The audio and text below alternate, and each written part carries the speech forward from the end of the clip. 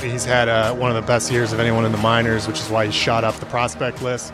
Forget it. A long solo homer from Gunnar Henderson.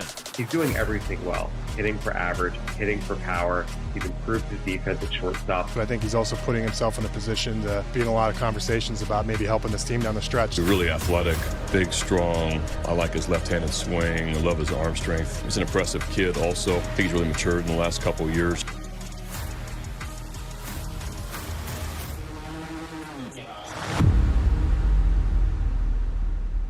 Another top prospect enters Baltimore's roster as Gunnar Henderson plans to make his MLB debut tonight against the Cleveland Guardians. Paul Mancano joined by Brendan Mortensen here on MASN All Access to discuss the news that we got earlier today, Brendan, which is Gunnar Henderson not only has been added to the Orioles taxi squad, that news came from Rockabaco last night, but that he has been added to the big league roster as the #1 prospect in the Orioles system and the #1 prospect in all of baseball, according to some outlets, is preparing to make his MLB debut.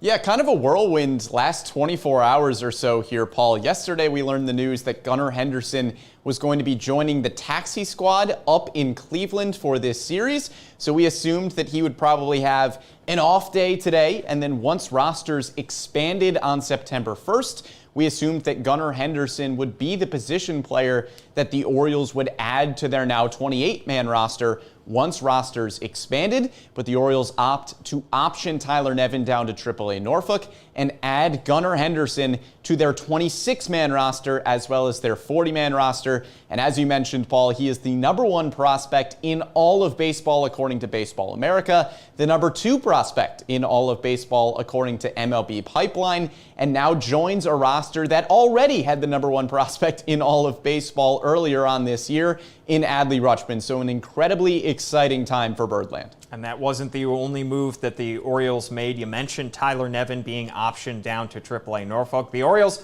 also signed somebody. They added Jesus Aguilar, veteran first baseman, to a minor league contract. We will talk about him in just a bit. But the breaking news, of course, today, and the headliner, is Gunnar Henderson. And earlier on in the season, Brendan Mortensen looked back at Gunnar's incredible rise from second-round pick to #1 prospect.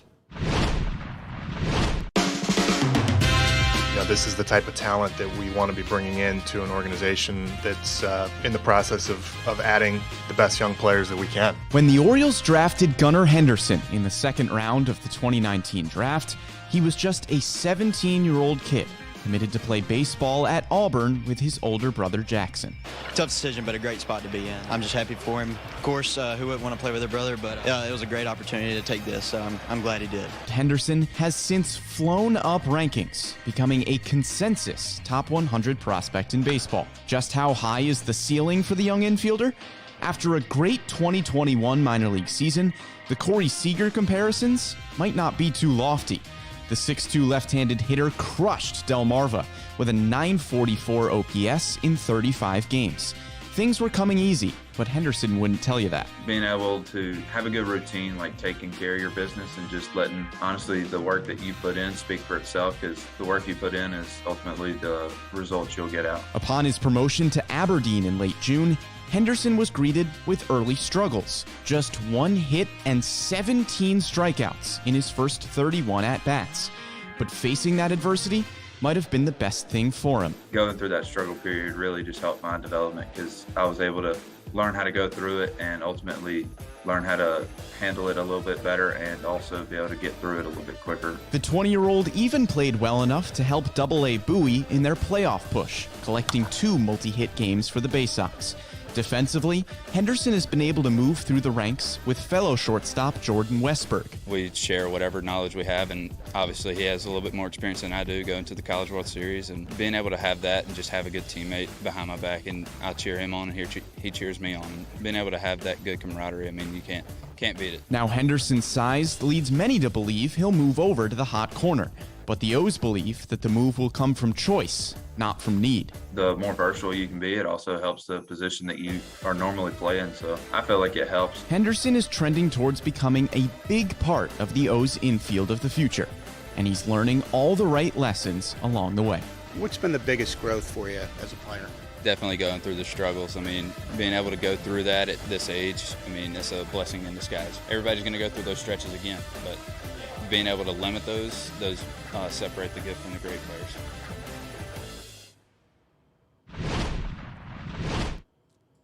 It's easy to forget now, but there was a time when Gunnar Henderson was not even a top 100 prospect. According to MLB Pipeline, he was the number 42 overall pick in the 2019 MLB draft. And of course, the headliner of that draft for the Orioles was Adley Rutschman, taken 1-1.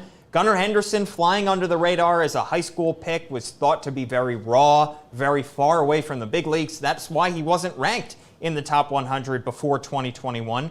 But then you start to see him creep up that top 100. May 2021, he's number 99 overall, then number 74 overall in October. March of this year, he jumped up to 64 and then leapt all the way up to number 2 overall, according to MLB Pipeline for this season. Baseball America's number 1 prospect, and even with the influx of talent from the 2022 MLB draft that was added to a lot of top 100s, Gunnar Henderson held that spot within the top 2 in both Baseball America and MLB Pipeline. And Brendan, it's amazing to see the kind of work the Orioles have done with Gunnar Henderson. We knew Adley Rutschman was going to be a top prospect no matter which organization drafted him, but for Gunnar Henderson, it took the right blend of talent and development to get him where he is today.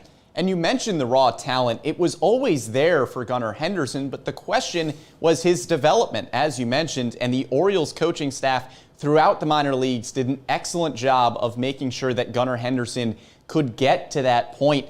And how about this 2019 draft class overall? Of course, you have the number 1 overall pick in Adley Rutschman, already making a massive impact at the major league level. Now Gunnar Henderson, the next pick, making his major league debut at a fresh 21 years old. And then Kyle Stowers was also in that draft class as well, and he is already in the majors making an impact. So that 2019 draft class, the first for Mike Elias in his Orioles era, really fantastic work with those top 3 picks. And not just the production that they've given you so far, but also the speed with which they've reached the big leagues. The fact that Adley Rutschman is already with the big league team and might have made the opening day roster had it not been for an injury. Kyle Stowers, who several years ago was struggling with Aberdeen, is now making an impact on a big league roster. And for Gunnar Henderson, the youngest of the bunch, not a college draft pick, was taken out of high school, just turned 21 years old. And the fact that he has proven himself ready for this step is a testament to his talent, his maturity, and his development. And earlier today in Cleveland, he met with the media in front of his locker to discuss how excited he is to be getting the call. I figured it was going to be as soon as now. I didn't have any idea it was coming. Felt like I just needed to go into each day with the right mindset and then keep putting myself in the right position, and I felt like ultimately something good would happen. So, when they decided to try you at first base and second base, did you think, well, the time's getting closer? I felt like it was just adding more versatility to the bag, and just whenever, hopefully, if I got called up, then be able to play whichever position they needed me to, and the versatility certainly helps. So, I was glad to be able to do that and hopefully help the team make a playoff push. How successfully were you able to block out the outside noise of, number 1 prospect? People want you in the big league club.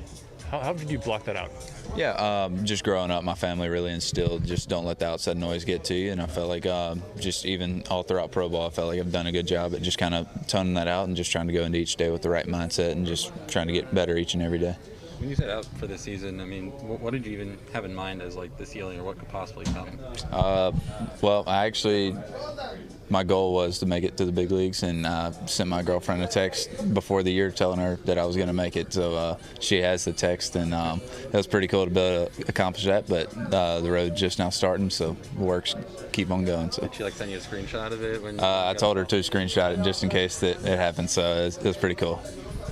Is it more exciting because you're in the middle of a pennant race now? Does it change at all the way you look at this debut? Yes, sir, because last year I got called up to Bowie, and they were in a playoff push, and we ended up making that. So being able to do it again this year, and especially at the big league level, is going to be really awesome and really special. You're playing third tonight, but as you said, you had some time at first and second. Do you feel comfortable enough at first or second to play that at the big league level? Yes, sir. Felt like got some good work in down at Norfolk with Buck and being able to play in some games with it. I played a good amount of games the past 2 weeks at second base and first base, so I feel comfortable over there, and I feel like I'll be able to do it up here as well. I know you wanted to be here at the beginning of the year, but at what point did you feel like this was an actual possibility that you could make that goal a reality? I felt like just going into AAA and just playing my game and just showing what I can do. I felt like I was putting myself in the right positions to be able to do that, and ultimately it happened, and can't thank God enough for putting me in this position. So really looking forward to it. What was the first phone call you made after you found out? I called my parents and let them know, and then called my girlfriend and let her know, and they were really excited and started scrambling to book flights here. So everyone's going to be here? Yes, sir. They should all be here. I think they just got in about 30 minutes ago. So. Any number two? Any meaning behind that, or any decision with that? It's kind of been a family number. My older brother wore it, and I wore it all through travel ball in high school and stuff. And my younger brother is actually wearing it as well. So it's kind of been a family number, and really special to be able to wear it here at the big league level. So. You heard Gunnar Henderson talk about his positional versatility. He is batting 6th and playing third base tonight in his big league debut. Here's the lineup for tonight. O's Extra gets started at 5:30 with first pitch coming just after 6 from Progressive Field in Cleveland. It's Mullins, Rutschman, Santander, Urias as your cleanup hitter. He is the designated hitter. Then Mountcastle, Gunnar Henderson, Austin Hayes, Rougned Odor at second, Jorge Mateo at short, and Jordan Lyles on the mound for the Baltimore Orioles. So, Brendan, I think that we will get a taste of Gunnar Henderson at third tonight. We might get a taste of him at second base. Shortstop probably sparingly, as Jorge Mateo appears to have locked down shortstop for the meantime. But Gunnar Henderson has the ability to play multiple positions in this infield. That can only help Brandon Hyde as he fills out a lineup. Yeah, Brandon Hyde said today that he would like to keep Gunnar Henderson on the left side of the infield if possible. You mentioned shortstop. That's Gunnar Henderson's natural position. But Jorge Mateo has been so good this year, I don't think the Orioles are going to move him off of an everyday starting spot. So I would imagine that Gunnar Henderson becomes your backup shortstop and maybe close to your everyday third baseman. Ramon Urias has been excellent there defensively, but maybe Urias splits some time between third base and second base. But Henderson, over the last few weeks at AAA Norfolk, has gotten some time at second base to just make sure that he can be versatile throughout the infield. So while it may not be the top option for Brandon Hyde to put Henderson over at second, it's certainly an option that he could go to if he wants to keep Henderson's bat in the lineup. And the Orioles sent down Tyler Nevin, who was their backup first baseman, but they appear to have filled that hole in Jesus Aguilar, who is signed to a minor league contract and is with the team now in Cleveland on the taxi squad. So, Brendan, assuming that he is added to the 40-man roster and the 28-man roster when it expands tomorrow, he seems to be a very natural fit as a backup first baseman to Ryan Mountcastle. That makes things a little bit easier for everybody else, so that Adley Rutschman and Gunnar Henderson and Terran Vavra, none of those guys are natural first basemen, and none of them should have to play first base, assuming Mountcastle and Aguilar stay healthy and productive. Right, that was the question when the roster move was announced today, optioning Tyler Nevin back down to AAA Norfolk. Who would be the backup first baseman for Ryan Mountcastle? And it appears that the answer is Jesus Aguilar, assuming that he is added as the 27th or 28th man once rosters expand from 26 to 28 tomorrow. Aguilar having a bit of a down year. That OPS dipped below 700. But look, this is a really solid hitter who has proven it over multiple years in the bigs. He's just 1 year removed from a year of having 20-plus home runs. So I think Aguilar provides not only a quality veteran presence in the locker room, but he's a solid backup first baseman who could also DH occasionally and brings a good power bat to the Orioles lineup. And I think by far this is